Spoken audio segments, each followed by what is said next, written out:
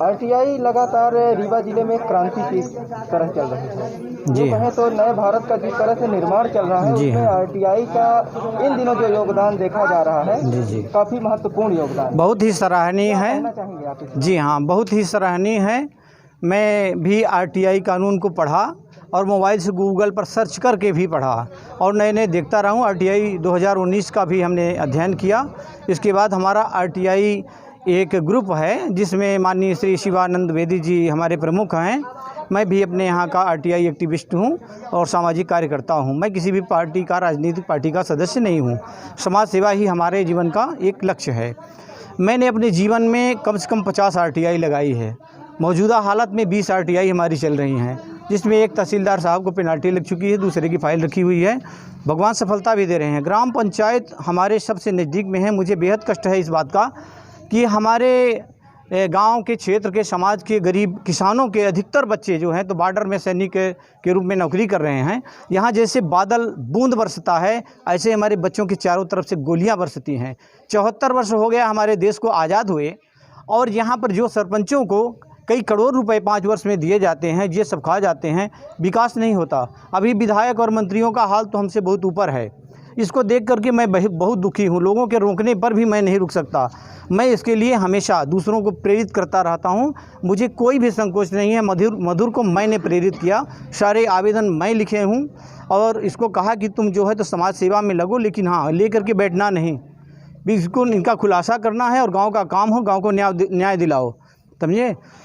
तो ये हमारा उद्देश्य है अपने जीवन का। आरटीआई एक ऐसा कानून है, ये जीवन रक्षा कानून है। उसमें लिखा हुआ है कि आरटीआई एक जीवन रक्षा कानून है। इतने किसानों की हत्या करते हुए, आत्महत्या करते हुए किसानों को देख करके मैं आरटीआई में कूदा और आरटीआई के लिए हमारा ये संघर्ष रहता है रातों दिन कि अधिक से अधिक लोग सामने आइए, आरटीआई लगाइए। आज नहीं कल ये देंगे ही। इनको पेनाल्टी लगेगी, लाल स्याही लगेगी, इनकी जीविका बर्बाद हो जाएगी इन अधिकारियों की। ऐसा कुछ भी नहीं है। आपने 50 से भी ज़्यादा आरटीआई जी हाँ, आपने ऐसा बताया जी। ऐसी कौन सी आरटीआई आपकी थी, कौन सा आवेदन था कि जिसमें सबसे ज़्यादा प्रभाव पड़ा हो अब तक में? देखिए, नक्शा तरमीन का मैं तहसील त्योथर में नक्शा तरमीन का प्रकरण पेश किया तो उसमें पैसे मांगे गए, हमने नहीं दिया। और नक्शा तरमीन हो ना हो, हम सब लोग आपस में रजामंद है, अपना अपना खेत बो रहे हैं, लाल स्याही करना है, शासन का काम है, नहीं कर रही है, शासन ना करे। तो हमने पैसे नहीं दिए। हमने कहा कि देखो इसमें होता क्या है। मैंने एक बार देखा, एक पैर पड़ रहा था, उसके पास 35 रुपये केवल थे।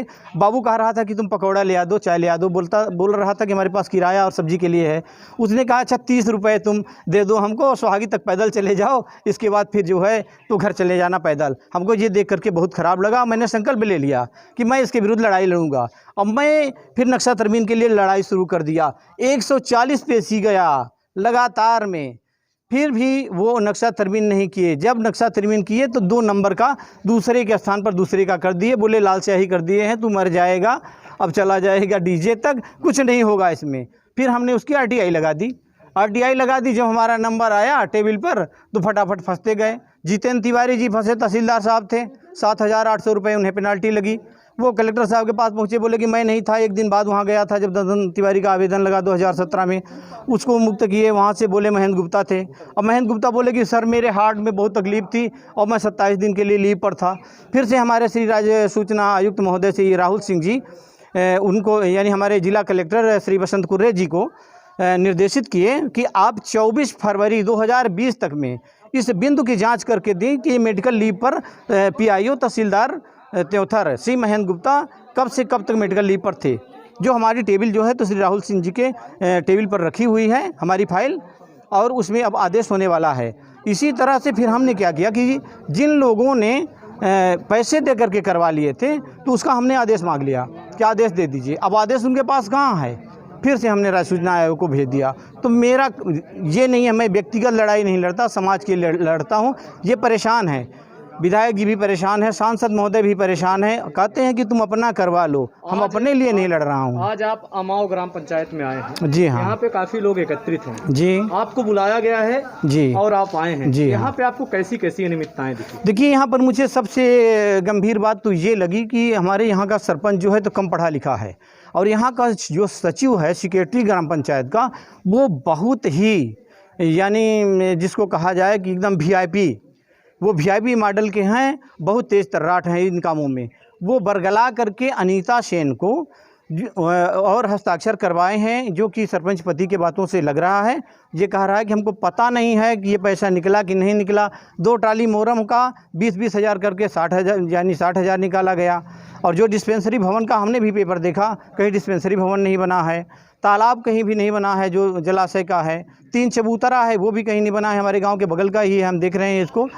तो सरपंच को बरगला, सरपंच सचिव के दबाव में जो है इस तरह से नहीं कर रहे हैं। लेकिन मैं निवेदन करता हूं सरपंच से कि डरे नहीं।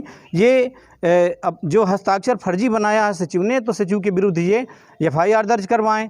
अभी आपने देखा कि ये हमारे चाचा श्री राम प्रसाद जी, इनके बेटे, एक ही बेटा था, वो एक्सपायर हो गया, BPL सूची में इनका नाम भी है।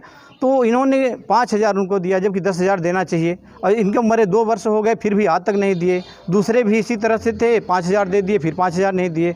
उनके खाते में अंत्येष्टि योजना का, संबल योजना के तहत 2 लाख रुपए आ गया और इनके में नहीं आया। ये बोले हम कागज़ जनपद दे दिए। जनपद देने के बाद अब फुर्सत हो गए, अब उसकी कार्रवाई नहीं करेंगे। समस्याओं का लगातार यही हाल रहा और समाधान नहीं होता है अमाओ ग्राम पंचायत की जनता की कितनी RTI लगाएंगे आप? तो आप क्या करेंगे आगे? देखिए, कानून सबसे बड़ी चीज़ है, संविधान ही हमारे लिए सब कुछ है। संविधान के अलावा हम लोग कर क्या सकते हैं? शांतिपूर्ण ढंग से जन जागरण करते हैं। इसके साथ साथ ही हम लोग कानून पर, संविधान पर भरोसा करते हैं, अपने कलेक्टर, SDM, तहसीलदार पर भरोसा करते हैं, और सामाजिक कार्यकर्ताओं पर, आप जैसे लोगों, मीडिया कर्मियों को भी हमारा बहुत बहुत धन्यवाद, नमस्कार, कि आप सब लोग सहयोग कर रहे हैं। इसमें सुधार हो रहा है, होगा एक दिन। कहते हैं सब लोग खुल के बाहर आइए, चाहे सरपंच हो, विधायक हो, मंत्री हो, कोई भी हो। सर, क्या नाम लिखते हैं आप और कौन सी ग्राम पंचायत है जहां आज आप आए हैं? ये ग्राम पंचायत अमाव है, मेरी ग्राम पंचायत अतरैला बारा इससे लगी हुई है। मेरा नाम ददन प्रसाद तिवारी है, ग्राम चिल्ला खुर्द, यही नियरेस्ट बगल का ही हूँ। धन्यवाद।